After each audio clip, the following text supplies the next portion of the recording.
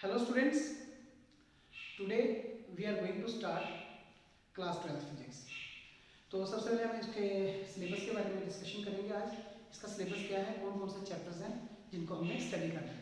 सो देखिए, क्लास 12 की जो फिजिक्स है इसमें जो थ्योरी पार्ट है, थ्योरी पार्ट जो है वो 70 मार्क्स का है। प्रैक्टिकल जो है 30 मार्क्स के, ठीक। तो टोटल मार्क्स आपके हो गए 100। अब आपने जो थ्योरी में जो चैप्टर्स पढ़ने हैं तो उनके ऊपर थोड़ा देखिए। थ्योरी में आपके पास पहला चैप्टर है, फर्स्ट चैप्टर है इलेक्ट्रोस्टैटिक। इलेक्ट्रोस्टैटिक चैप्टर है और इसके जो मिनिमम वेटेज है वो कितनी है, 8 मार्क्स का ये चैप्टर है। सेकेंड चैप्टर है आपका करंट इलेक्ट्रिसिटी।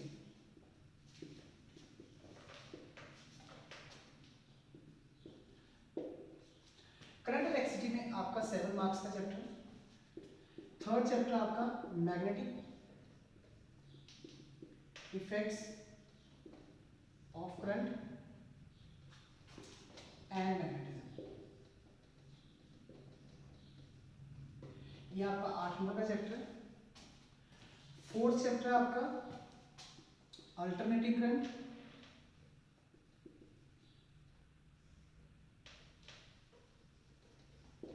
जिसको आप एसी कहते हो, एंड इलेक्ट्रोमैग्नेटिक इंडक्शन, इलेक्ट्रोमैग्नेटिक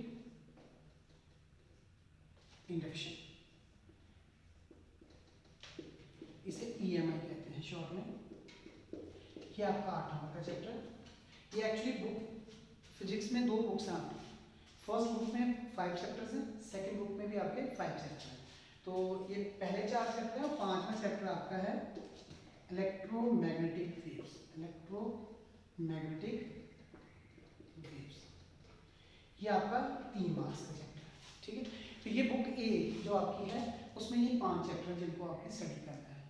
तो पहला है इलेक्ट्रोस्टैटिक, दूसरा है करंट इलेक्ट्रिसिटी, तीसरा है magnetic effects of current and magnetism, ठीक है। अल्टरनेटिंग करंट जिसे आप एसी बोलते हैं, एंड इलेक्ट्रोमैग्नेटिक इंडक्शन ईएमआई, और इलेक्ट्रोमैग्नेटिक वेव्स। तो ये आपके चैप्टर्स हैं कौन से, जो बुक ए में आपको मिलेंगे, ठीक है। अब हमारे हैं बुक बी के।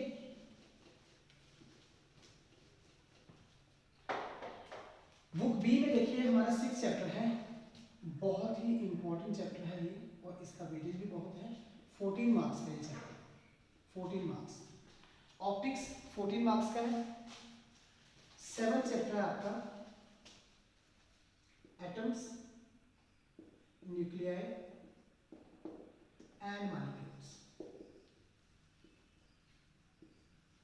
एटम, न्यूक्लियर, मॉलिक्यूल्स आपका 6 मार्क्स का है, ठीक है। 8 चैप्टर आपका due nature of matter and radiations, ये आपका 5 नंबर का चैप्टर है।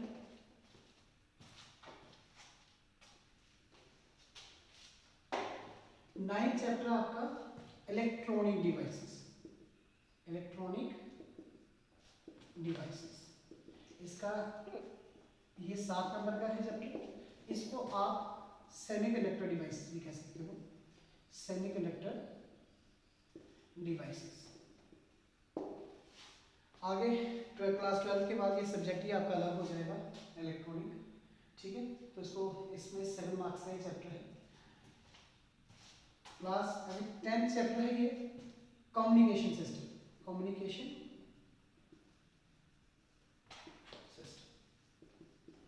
ये आपका 5 नंबर का है।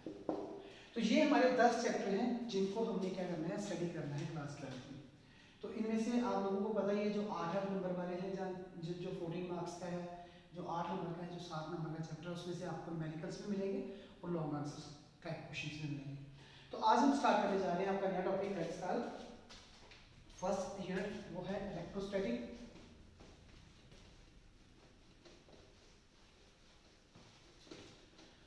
आज हम स्टार्ट करने जा रहे हैं इलेक्ट्रोस्टैटिक।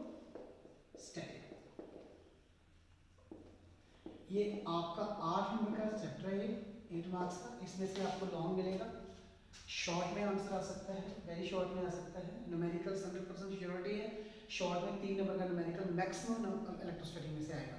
तो इलेक्ट्रोस्टैटिक में जो हमने पढ़ना है उसको, उसमें अब ये सब डिवाइडेड है एक्चुअली, ये 5 इससे सब टॉपिक्स हैं, तो उनको हम धीरे धीरे स्टार्ट करेंगे। लेकिन हमारा सबसे पहले है इलेक्ट्रोस्टैटिक में इंट्रोडक्शन। पहले हम इंट्रोडक्शन देखेंगे, फिर देखेंगे कि इसमें कौन कौन से कंसेप्ट हैं, क्या क्या कंसेप्ट हैं, तो उसको हम देखेंगे, सब टॉपिक्स एक एक करके पढ़ेंगे। सबसे पहले हम आपको इंट्रोड्यूस करवाते हैं what do mean by electrostatic. तो ये जो वर्ड है ना इलेक्ट्रोस्टैटिक, ये जो वर्ड दिख रहा है आप लोगों को इलेक्ट्रोस्टैटिक, ये एक्चुअली में 2 वर्ड्स की कॉम्बिनेशन है। देखिए ये है electro plus static. Electrostatic, electro का मतलब आप लोगों को पता है क्या होता है। इलेक्ट्रो, इलेक्ट्रॉन्स बोलते हो, चार्ज बोलते हो, वो क्या होता है, चार्ज कैरियर जो होते हैं, चार्ज इलेक्ट्रॉन्स इनको आप कहते हो। और स्टैटिक का मीनिंग होता है रेस्ट। स्टैटिक का मीनिंग क्या होता है, रेस्ट। तो अब यहाँ पर मीन्स ये अगर हम माने तो ये इलेक्ट्रिक भी क्या है, चार्ज, ठीक है। और ये क्या है, इसका मीनिंग है रेस्ट। स्टैटिक का मीनिंग क्या होता है, rest. According to the word, ये जो वर्ड इलेक्ट्रोस्टैटिक है, ये तो हमें ये बता रहा है कि चार्ज रेस्ट में, चार्ज किस में है, रेस्ट में। तो कहने का मतलब अगर कोई चार्ज रेस्ट में होगा तो हम उसको क्या कहेंगे, इलेक्ट्रोस्टैटिक कहेंगे। लेकिन इसका प्योर जो डेफिनेशन है वो क्या है, एक्चुअली में क्या है, it is a branch of physics. ये ब्रांच किसकी है, फिजिक्स की है, which deals with the study of charges. इसमें हमें क्या करना है, स्टडी करनी है चार्जेस की एट रेस्ट। लेकिन ये कंफर्म बात है प्रैक्टिकली, आप थ्योरेटिकली कह सकते हो चार्ज रेस्ट में है, but practically it can not be, because charge जो होता है कभी भी रेस्ट में नहीं होता।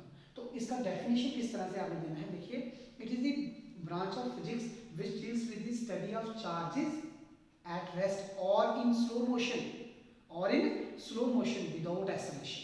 अगर किसी की एक्सेलरेशन नहीं ना होगी चार्ज की, तो वो हमें ऐसा लगेगा कि चार्ज किस में है, रेस्ट में है। तो इसका प्योर डेफिनेशन जो है अभी हम लिखेंगे, आपके सामने बताएंगे।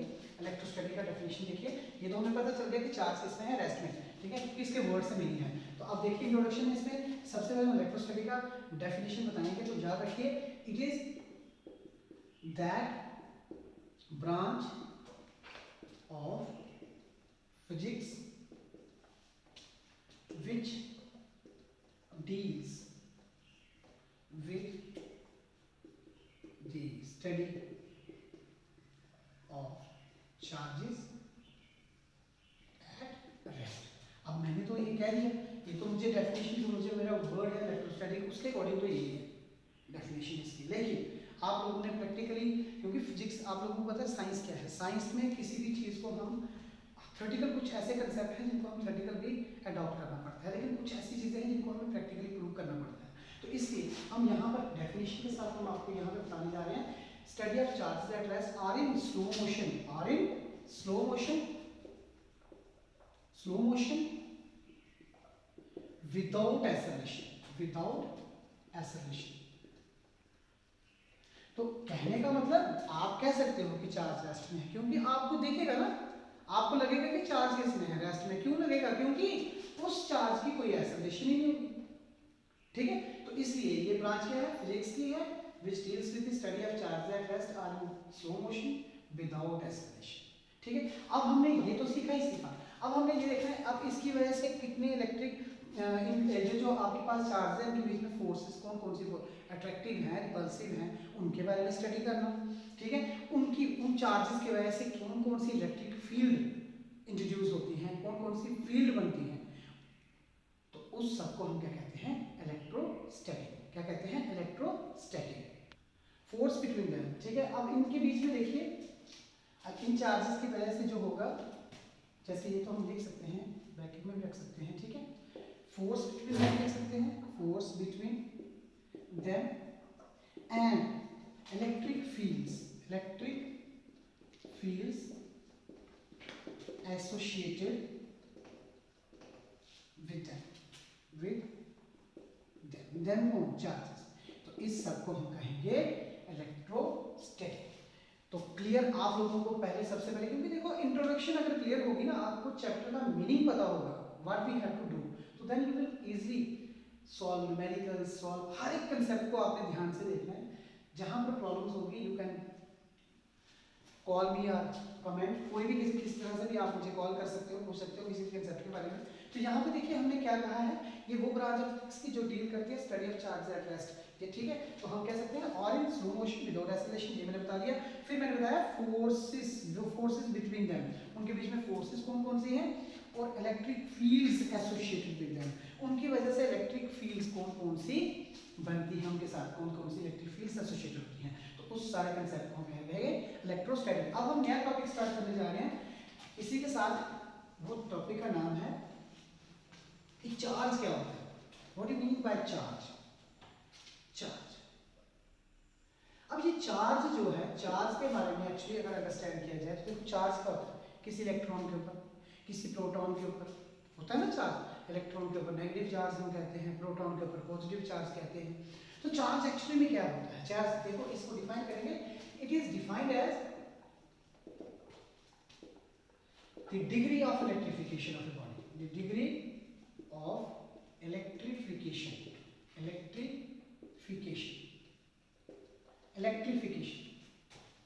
of a body, उसे हम क्या कहेंगे, is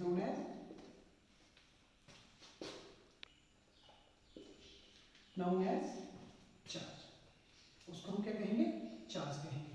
तो it is defined as the degree of electrification of a body, जो degree of electrification of a body, जैसे आप लोगों को पता है, जैसे चार्ज जो होता है, charge on an electron, electron के ऊपर चार्ज कितना होता है, होता है -1.6 × 10⁻⁹ कूलम।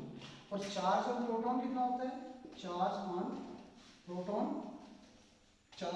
कितना होता है, +1.6 × 10⁻⁹ कूलम। तो ये इसको हम क्या कहते हैं, degree of electrification of the body, ठीक है। तो उसको हम क्या कहेंगे, चार्ज। लेकिन अगर आप ऐसे भी कह सकते हो कि इट इज द एडिशनल, ये जो चार्ज है it is the additional property of electrons and protons. ये क्या होती है, एडिशनल प्रॉपर्टी होती है इलेक्ट्रॉन्स और प्रोटॉन्स की, which give rise to the electric force between them, तो आप इस तरह से लिख सकते हो, देखिए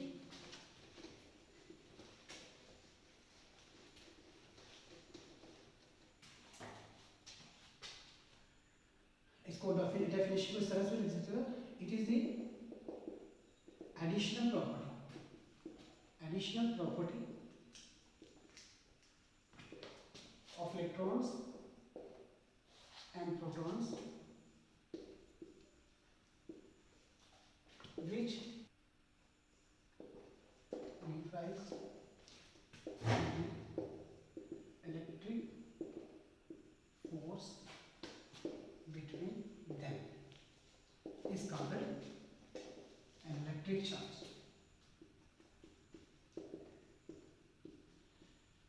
तो ये देख लीजिए, मैंने आपको इलेक्ट्रिक चार्ज के बारे में पूरा क्लियर करवा दिया। इलेक्ट्रिक चार्ज क्या होता है, it is the additional property of electrons and protons, एक एडिशनल प्रॉपर्टी इलेक्ट्रॉन्स और प्रोटॉन्स की which give rise to the electric force between them. वो क्या करते हैं, दोनों के बीच में एक इलेक्ट्रिक फोर्स पैदा होती है। इलेक्ट्रिक फोर्स क्या होती है, देखो क्योंकि चार्ज इस दुनिया में दो तरह के होते हैं, पॉजिटिव और नेगेटिव चार्जेस होते हैं, ठीक है। तो उनके बीच में जहाँ तो रिपल्शन होगी, जहाँ अट्रैक्शन होगी, ठीक है।